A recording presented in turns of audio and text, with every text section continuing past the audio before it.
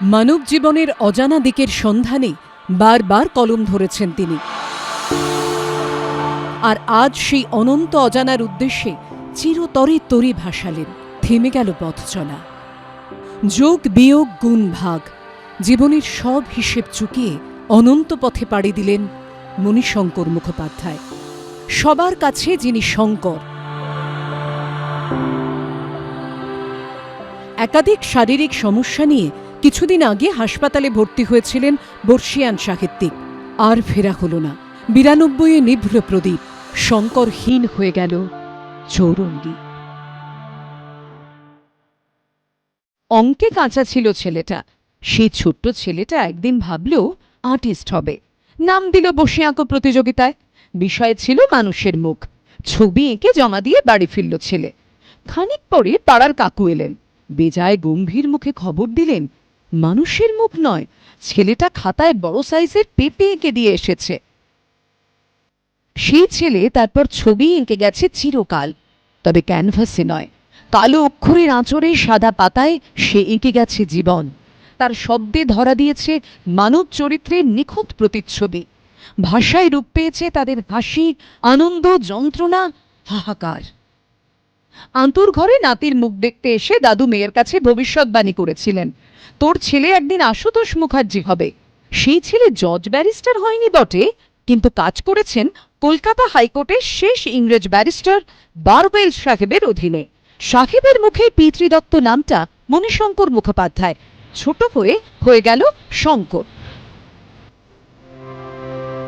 সেই বারওয়েল সাহেব একদিন গোটা রাইটার্স বিল্ডিংটাই লিখে দিতে চেয়েছিলেন সেই তরুণকে।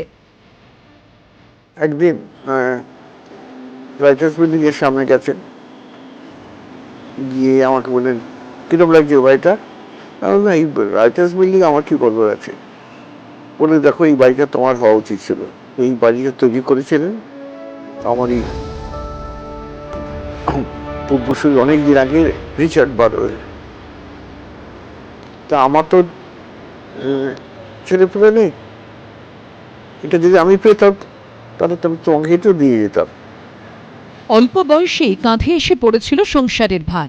হকার, টাইপরাইটার, ক্লিনার, গৃহশিক্ষকতা, কোর্টের মুখুরি, স্টেনোগ্রাফার, সওদাগরি অফিসের কেরানি। কি করতে হয়নি তাকে? সেই সব অভিজ্ঞতা বারবার ফিরে এসেছে তাঁর লেখায়। তখন তিনি মধ্য ৩০-এ। ঠিক করলেন উপন্যাসে তুলে ধরবেন ৫ তারা হোটেলের জীবন। বাঙালিকে চেনাবেন এক অন্য কলকাতা। ফল ১৯৬২ সালে বাংলা সাহিত্যের এক মাইলস্টোন, চৌরঙ্গীর আত্মপ্রকাশ। ৬-এর দশকে ১২৫টি সংস্করণ বিশ্বজুড়ে একের পর এক ভাষায় অনুবাদী বলে দিচ্ছে, সাহিত্যপ্রিয় বাঙালি আজও হাঁটতে ভালোবাসে তার চৌরঙ্গীর ফুটপাথে। শাহজাহান রিজেন্সি হোটেলের ওই লাল আলোগুলোর মতোই জ্বলতে নিভতে থাকা জীবন। তিনি ছিলেন সেই জীবনের লিপিকার। তিনি শঙ্কর। কত অজানারে খুঁজে পেতে চৌরঙ্গীর জন অরণ্যে মিশে মানব সাগর তীরে হেঁটে চলেছিলেন যিনি, সেই পথ চলা থামল শুক্রবার। এবিপি আনন্দ। এবিপি আনন্দ এগিয়ে থাকে, এগিয়ে রাখে।